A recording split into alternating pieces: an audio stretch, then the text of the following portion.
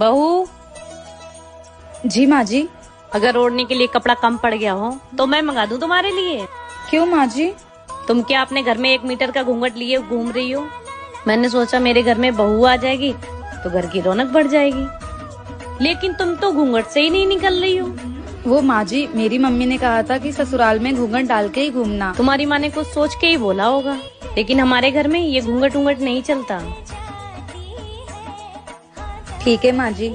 अब मैं चांद जैसी बहू लेके आई हूँ तो मैं पूरे घर में चमकता हुआ देखना चाहती हूँ। माँ जी, मैंने सोचा था मेरी सास बहुत खड़ूस होगी, पर आप तो मेरी माँ से भी प्यारी हो। चल जा अपना काम कर। हेलो माँ, बहुत बहुत बधाई हो। मुझे आपको एक खुशखबरी देनी है। मैंने अपने सास ससुर को घर से बाहर निकाल दिया और वो दोनों वृद्धाश्रम चले गए। माँ, भाई से बात कराओ, मैं उसको भी खुशखबरी दे दूँ।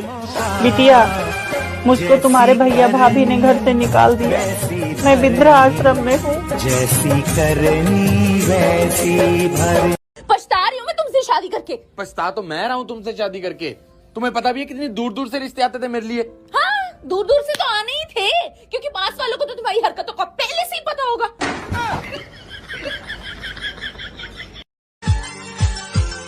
भाभी। जी ननद जी।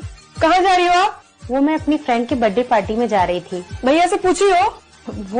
वो क्या? ये तुम्हारा मायका नहीं ससुराल है कि कहीं भी उठा के चली जाओगी। यहाँ के कुछ तौर तरीके हैं, समझी? ओ भाभी, एक बात में सुनाई नहीं देता है? कोई कुछ बोलता है तो वो बोल रही है ना अंदर जाने के लिए, तो जाओ अंदर। सुनाई नहीं देता एक बार में? क्या हुआ? तुम तैयार हो, कैसे मायूस क्यों बैठी हो? वो मेरी फ्रेंड का बर्थडे पार्टी था और मैं जा रही थी। ननद जी और देवर जी ने मना कर दिया। क्या बोला उन्होंने? उन्होंने बोला कि यहाँ की बहू घर से बाहर नहीं जाती है। तुमको एक बार मुझसे बोलना चाहिए था ना। वो मैंने सोचा। क्या सोचा? कम से कम एक बार बोल तो देती। चलो ठीक है, हम साथ में चलते हैं। जी। क्या आपके भी हस्बैंड आपका ऐसे ही सपोर्ट करते हैं तो कमेंट बॉक्स में उनका नाम जरूर लिखिए। जिस औरत का पति आज की डेट में उसके साथ खड़ा है ना, वही औरत महारानी बन के बैठी है। और जिसका पति उसके साथ नहीं है तो उस औरत से पूछो कि वो कैसे जीती है। या तो वो अपने बच्चों की खुशी के लिए जीती है, या तो अपने माँ बाप की इज्जत के लिए जीती है। और उस जीना को जीना नहीं कहते, उस जीना को घुट घुट के जीना कहते हैं। और घुट घुट के जीना किसे कहते हैं, ये उस औरत से पूछो जो इस वक्त इस सिचुएशन में बैठी हो। अरे तू फिर से आ गई खर्चा बढ़ाने? भाभी, मैं तो माँ से मिलने आई हूँ। माँ से मिलने आई है ना, तो चुपचाप माँ से मिलकर चली जाना, वरना मुझसे बुरा कोई नहीं होगा। मम्मी, कैसे हो आप? अरे बेटा, तू कब आई? बस मम्मी अभी आई हूँ। तो कुछ दिन रह के जाएगी ना? नहीं माँ, मैं यहाँ नहीं रुक सकती हूँ। ससुराल में बहुत सारे काम है। और आपकी तबीयत कैसी है? बेटा तबीयत तो ठीक है, पर दवाई लाने के पैसे नहीं है। मम्मी, मैं आपके लिए पैसे लेकर आई हूँ, ये लो।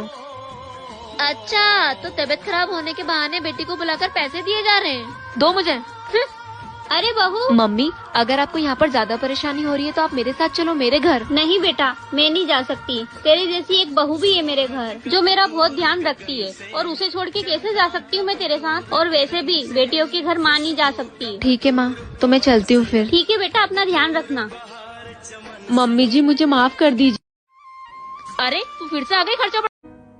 बहू, कल मेरी बेटी की नंद की सगाई है, तुझे यही साड़ी पहन के चलना है उसके ससुराल।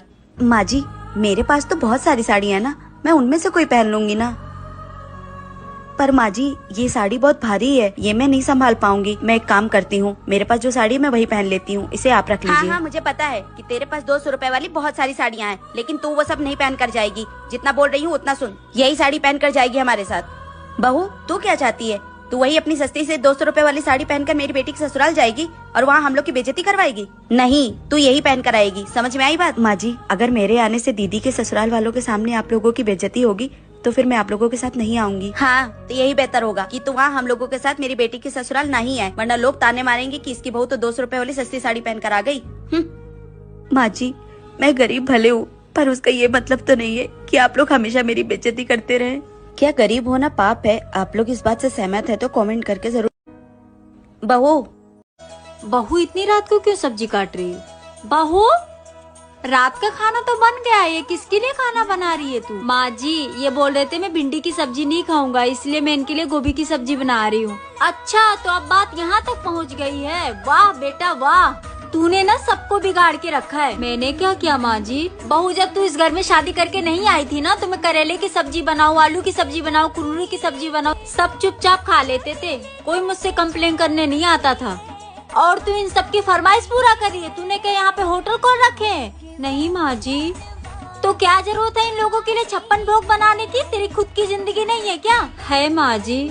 और बहू सुन, तू जाके आराम कर और सुन, कल सुबह करेले की सब्जी बनाना, मैं भी देखती हूँ कौन नहीं खाता है, किसकी शिकायत आती है। ठीक है माँ जी।